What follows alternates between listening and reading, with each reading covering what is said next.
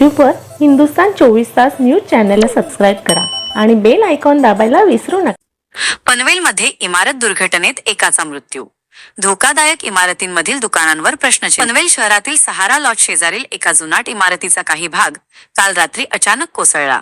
मध्यरात्री सुमारे 1 वाजण्याच्या सुमारास ही घटना घडली। या दुर्घटनेत इमारतीच्या ढिगाऱ्याखाली सापडून एका कामगाराचा दुर्दैवी मृत्यू झाला। मिळालेल्या माहितीनुसार ही इमारत धोकादायक म्हणून घोषित करण्यात आली होती। असे असतानाही इमारतीच्या तळमजल्यावर दुकाने सुरू होती, जिथे हा कामगार कार्यरत होता।